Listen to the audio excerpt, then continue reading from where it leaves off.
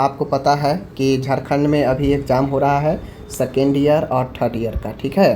तो second year का तो पेपर आ रहा है, मेरे पास कैंडिडेट हैं, लेकिन मैं यहाँ पे उन लोगों को बता दूँ, अगर आप थर्ड ईयर के कैंडिडेट हैं, एग्ज़ाम दिए हैं, तो आप जो है मुझे क्वेश्चन प्रोवाइड करा सकते हैं, मैं उसका भी सॉल्यूशन करा दूंगा, ताकि जो भी स्टूडेंट आगे तैयारी करेंगे झारखंड से उनको फ़ायदा हो जाए, समझ गए।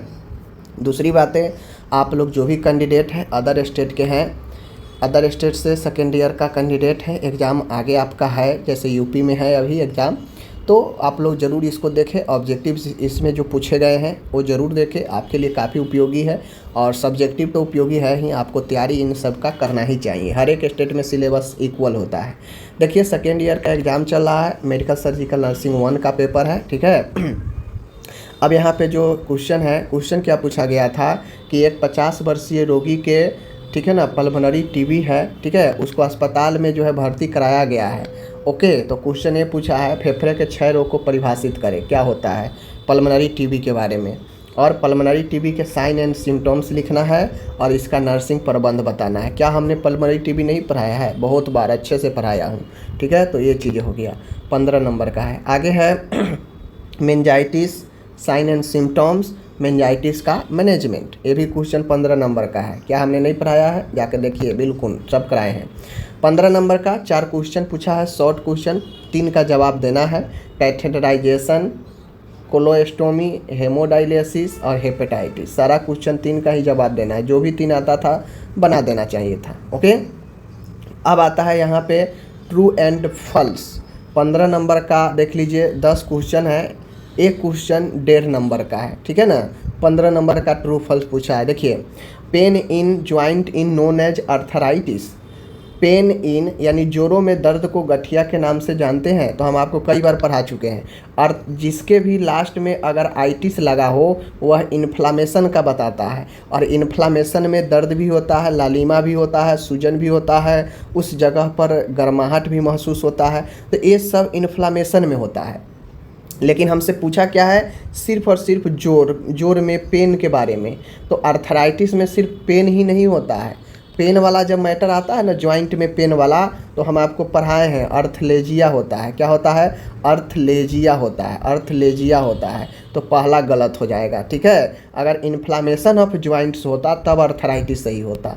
ओके, सेवलॉन है जो जर्मीसिडल इफेक्ट, यानी सेवनॉल में रोगाणुनाशक प्रभाव होता है। हम आपको कई बार पढ़ाए हैं, स्टरलाइजेशन और डिसइंफेक्ट पढ़ाए हैं, तो वहाँ भी पढ़ाए हैं। जितना भी आपका डिटॉल हो गया, सेवलॉन हो गया, उसके बाद पोविडोन हो गया, ठीक है ना, बेटाडिन हो गया, ये सब सॉल्यूशन में जो है आपको रोगाणुनाशक गुण होते हैं, समझ गए।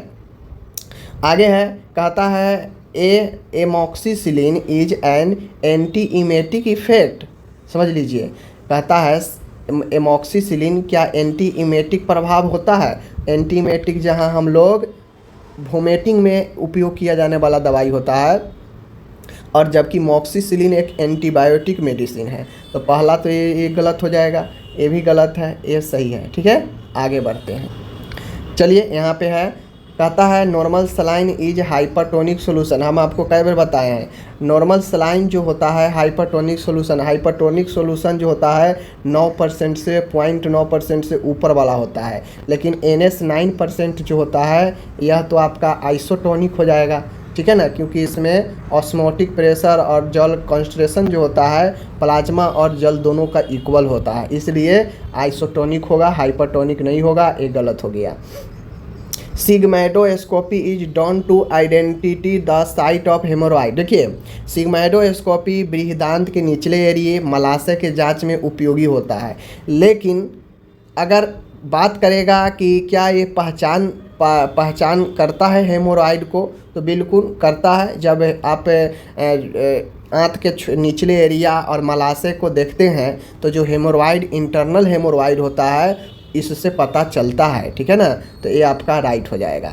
एग्जैक्ट तो इसका निदान नहीं है सिग्मैडोस्कोपी, लेकिन पता चल सकता है जगह का, ठीक है ना, कि कहाँ पे हेमोरॉइड हो रखा है। Allergy is a important factor causing bronchial asthma. देखिए, अस्थमा जो होता है, एलर्जी, धूलकण, ये सब से होता है, तो ये राइट है। जब अस्थमा पढ़ाए थे उसमें कारण पढ़ाए थे, उसमें एक एलर्जी भी कारण था। आगे है रेनिटाइडिन हैज प्रोटोन पंप एक्शन। क्या रेनिटाइडिन में प्रोटोन पंप एक्शन होता है, यानी प्रोटोन पंप इनहिबिटर ये दवा है? तो नहीं, हम आपको पढ़ाए हैं प्रोटोन पंप इनहिबिटर दवा कौन कौन सा है? ओमेप्राजोल, जो भी जोल वाला दवा है वो सब प्रोटोन पंप है। ओमेप्राजोल हो गया, ठीक है ना, रेवेप्राजोल हो गया, ये सब दवाई है, समझ रहे? तो रेनिटाइडिन क्या है? H2 रिसेप्टर है। क्या है? H2 रिसेप्टर है, जो अत्यधिक पेट में गैस को कम करता है स्टोमक में, ठीक है ना। तो रेनिटाइडिन प्रोटोन पंप नहीं है, गलत हो गया। गैस्ट्रिक अल्सर में पेट दर्द भोजन से कम हो जाता है, तो ये भी गलत है। हम आपको पढ़ाए थे पेप्टिक अल्सर, वहाँ पे दो टाइप का, एक गैस्ट्रिक अल्सर और एक ड्यूडेनम अल्सर। गैस्ट्रिक अल्सर पेट के एरिए में होता है, ड्यूडेनम अल्सर जो आपके छोटी आंत के ड्यूडेनम वाले एरिए में होते हैं। अब गैस्ट्रिक अल्सर में कोई भोजन करेगा तो उसका दर्द और बढ़ जाएगा, उसको और समस्या उत्पन्न हो जाएगा, ठीक है ना। लेकिन ड्यूडेनम अल्सर में भोजन करने से उसके लक्षण में आराम मिलते हैं। तो ड्यूडेनम अल्सर में पेट में भोजन करने से जो है दर्द में राहत मिलता है, लेकिन गैस्ट्रिक अल्सर में नहीं, तो ये गलत हो जाएगा। RBC is also known as leucocyte. हम आपको कई बार पढ़ाए ना, आरबीसी को एरिथ्रोसाइट बोलते हैं, ल्यूकोसाइट WBC होता है, उल्टा दिया है, तो ये भी गलत हो जाएगा, ठीक है। पेप्टिक अल्सर ज़्यादातर H पाइलोरी के कारण होता है, हेलिकोबैक्टर पाइलोरी के कारण होता है, तो बिल्कुल H पाइलोरी के कारण पेप्टिक अल्सर होता है, ये सही है, ठीक है। तो आप लोग को ये 10 देख लीजिए कितना अच्छा क्वेश्चन था, ये जो है ट्रू फॉल्स अच्छा था, ऐसा नहीं है कि सीधे आसान आसान पूछ दिया है। आगे है, यहाँ पे देख सकते हैं फुल फॉर्म पूछा है, देख लीजिए फुल फॉर्म पूछा है, और ये भी क्वेश्चन जो है आपको यहाँ पे फुल फॉर्म में जो पूछा गया है देख लीजिए। कहता है कि यहाँ पे ECG का फुल फॉर्म, ECG का फुल फॉर्म क्या होता है? इलेक्ट्रोकार्डियोग्राम। क्या होता है? इलेक्ट्रोकार्डियोग्राम, ठीक है।